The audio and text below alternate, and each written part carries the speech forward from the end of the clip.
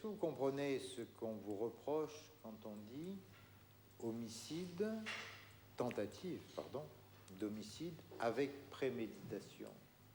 Est-ce que vous êtes arrivé à comprendre ce mot? Préméditation, on dit que c'est quand j'ai préparé mon coup. Normalement, pour moi, préméditation, ça voulait dire ça. Préméditation, c'est dire qu'on prépare son coup pour tuer quelqu'un. Je vous pose la question, puisque c'est l'accusation qui est portée contre vous. Oui. Est-ce que vous pensez avoir prémédité ces coups de feu?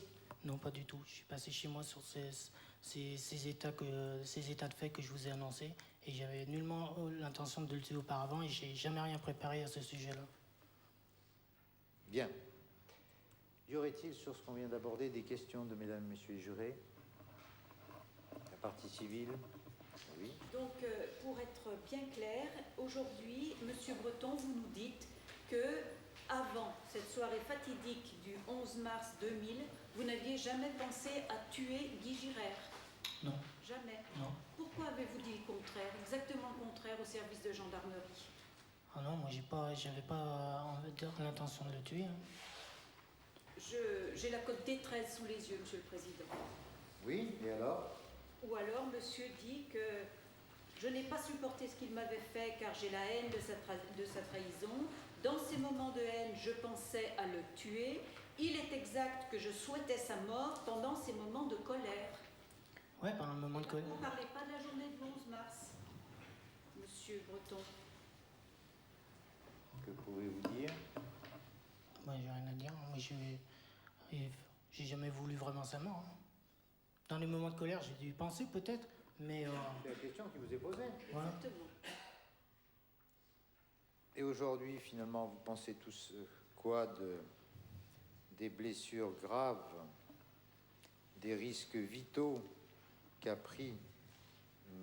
eu, exactement, non pas qu'a pris, excusez-moi du terme, qu'a eu Monsieur Girard? Et ben, je le regrette profondément. Hein. J'ai jamais voulu que notre amitié se termine comme ça. J'étais très déçu de cette amitié qui nous a séparés, Guy. Franchement, je regrette profondément. Et toi, je crois que c'est l'une des dernières fois où on se verra et que j'ai l'occasion de t'adresser la parole parce que, comme je t'ai dit, l'amitié, j'y crois plus, comme je l'ai cité là. Et 25 ans d'amitié, ça reste marqué là encore. On a vécu plein de choses fantastiques ensemble. Et je te promets que jamais j'ai voulu ça. Il est passé 1 an et demi avant qu'il arrive ce geste et je ne l'ai jamais souhaité en fait. Je te jure que je voulais jamais te faire de mal. Je te regarde droit dans les yeux, je te jure que je ne l'aurais pas fait. Il y avait que ça se passe comme ça pour que ça arrive. Mais je te jure que dans mon cœur, quand je pense au temps qu'on a passé, je pense à tous les bons moments qu'on a passés.